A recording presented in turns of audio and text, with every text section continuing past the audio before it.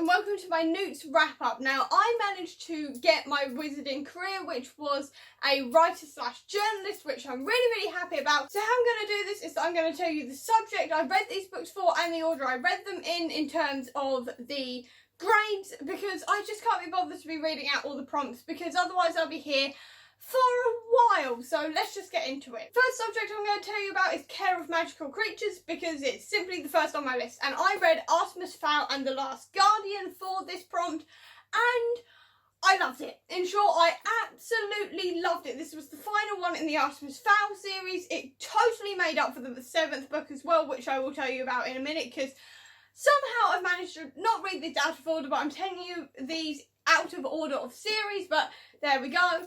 But this was an amazing finale to the Artemis Fowl series. I absolutely loved it. I devoured it. It was absolutely brilliant. I cried at the end. So beautiful. 5-star read. Without a doubt, 5-star read. I also read Spider-Man Deadpool #9 Eventpool for the Care of Magical Creatures prompts, and it was amazing. Again, this was the final one in a series, and I thoroughly enjoyed myself reading this book. It was a 5-star read. It was a beautiful wrap up to the series. I'm going to miss it forever. It was just amazing. 5 stars. I then went on to Morrigan Crow and I DNF'd it. I'm sorry to everyone who loves it. I can understand why you love it, but for me personally, it was too much like Harry Potter for me to deal with, if I am completely honest. So I ended up DNFing it. It's probably because I am currently reading Harry Potter, so I'm seeing quite a lot of parallels, but for me, this book just wasn't for me in the end, so I kind of DNF'd it. Sorry everyone. I then went on to Charms, so I read I Hate Fairyland #2, which is Fluff My Life, and again, this is where the reading went better again, because oh my god, did I absolutely love I Hate Fairyland. Like, I knew I loved this series already after reading just 6 issues, but to read almost this entire series was incredible. I loved seeing everything that Gert was getting up to, all of her madcap schemes. Also, the violence was right up my alley without sounding like a psycho. It was truly exactly the kind of comic book violence I definitely needed this month. It was incredible. 5-star read. The same goes for I Hate Fairyland #3, which is Good Girl. Again, absolutely incredible. 5-star read. And then I went on to City of Ghosts, which again, 5-star read. I loved rereading this one. It took me a longer time to reread this one than it did to take me to read it the first time round, but that is probably because I'm a very slow rereader. If I'm reading something for the first time, I can read it really quickly.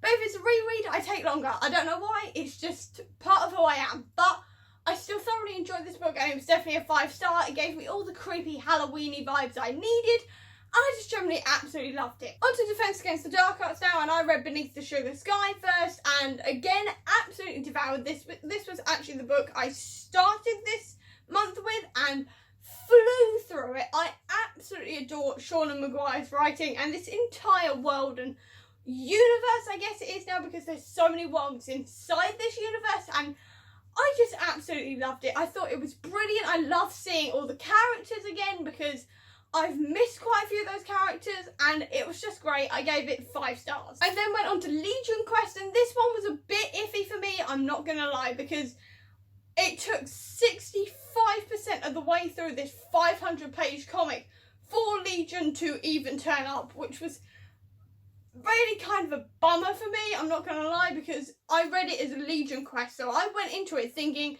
Legion was going to be a main character in this comic, and he generally wasn't for like 90% of it, which was quite annoying if I'm honest. Like, I love seeing all the one-shots of all the other X-Men, but I did want to see more of Legion, because that's what I thought this comic was. Saying that, all of those one-shots did generally feed into the Legion quest storyline, so I can't really complain, but at the same time, there was the big storyline that Mystique was trying to kill Legion as revenge for him killing 2 other people, but that wasn't in this anthology thing, so I was a bit confused for this entire reason as to why Mystique was trying to kill him, so I would have preferred that to be in Legion Quest, but in saying that, it was still quite enjoyable, so I gave it 3 stars. I'll probably continue on to Age of Apocalypse eventually. I've just got to buy the comic, and it's like £67, which is absolutely ridiculous. So it's definitely going to be a Christmas present, to say the least. But I did still quite enjoy Legion Quest, so there you go. I then went on to Harry Potter and the Order of the Phoenix, and absolutely love this one. It's not as good as Prisoner of Azkaban in my opinion. I still prefer that one over all of the books so far, but this was still really, really enjoyable. I have to say, I really, really enjoyed myself. But in saying that, there's a couple of things that annoy me. I talk about this a lot in the vlog that I'll link to up above, but again, there are a few things that annoy me in this series, generally about the idea that wizards are idiots half the time, which just annoys me a lot. Also, the whole Slytherin's a permanently evil thing, and I know I'm now a Slytherclaw, so it shouldn't bother me as much as it does, but it still annoys me, which kind of ruins my enjoyment of this. I know it's a children's book, and I know stuff like this is more black and white in a kid's book, but I would prefer some level of, not nuance, I guess, but like, I like one good Slytherin. That's what I'm asking for. One good Slytherin. One nice, pretty Slytherin, because all of them are ugly and horrible, so that'd be nice just for once, I guess. And also for a wizard to not be stupid, apart from Hermione, who clearly isn't stupid, but yeah, I'd like an adult to be nice, is what I'm saying. I'd like an adult to be nice and clever in this series. That's my problems with it. Essentially, I still really, really enjoyed it. I gave it 4 stars, but I do still have a couple of issues with this series that I am having to overlook because this is a kids series, but it's still kind of annoying me. But there you go. That's just what my life is at the moment, getting annoyed at kids' books. But there we go. It's still a very, very good series. I'm still very much enjoying myself. I just have a couple of niggly issues that I need to overlook because it is a kids series. On to History of Magic. I obviously read Artemis Fowl and The Last Guardian for the first prompt for this, and I didn't enjoy myself, quite frankly. Like, no, because half of this book, Artemis Fowl wasn't actually in it. His body was there, but he had an alternative personality called Orion running around instead, and I hated him because he was just really, really annoying and I wanted to hit him half the time. And it meant that Artemis Fowl wasn't in the book, so you didn't get this sort of massive plot twisty, heisty kind of thing going on. And it just kind of annoyed me. It felt very much like a filler book to me personally. So I gave it like 2 stars in the end. Obviously, the rest of the series and The Last Guardian made up for it, but yeah, this one wasn't my favourite. Then I moved on to God's Grave and loved it. I mean, I love the Nevernight Chronicle anyway, but this was amazing. I thoroughly enjoyed myself. That ending and all those plot twists were insane, and Dark Dawn has literally, like, 20 minutes ago turned up at my house, and I'm literally putting it off for the moment until I've read a couple of other books first, and I'm desperate to read it so I know what goes on. I am desperate to read the book, but this was so good. I gave it like 4 or 5 stars.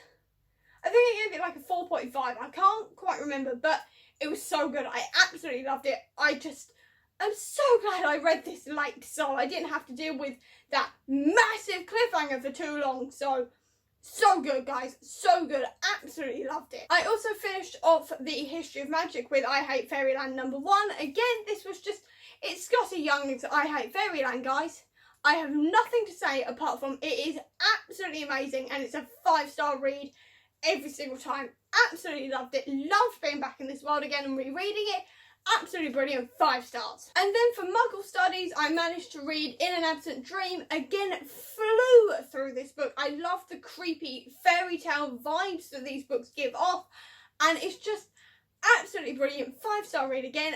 Absolutely amazing. I cannot wait for Come Tumbling Down as well now in January, because I'm going to need more in this series now because it's so good. And then the last thing I managed to read for my Muggle Studies and generally in the NEWTS was Deadly Class. Now this one was a bit of a letdown, if I'm honest. I was expecting more I Hate Fairyland / Nevernight set in the real world, and instead I kind of got pretentious teenager goes on a drug binge, I guess, and it was just a bit too pretentious for me. It didn't give me exactly what I wanted, and I just generally didn't quite like it, so I only gave it 3 stars. I'm just really happy with everything I read, so I hope you enjoyed this video. If you did, please do give me a thumbs up, comment down below, tell me if you got your career for the NEWTS, or if you read any of these books this month. Please do let me know down below what you thought of them. I'll also leave a link down below to all of my social media if you want to check out, and if you want to see any more of my videos, please click subscribe here, and over here will be the link to my previous video. But until next time guys, bye!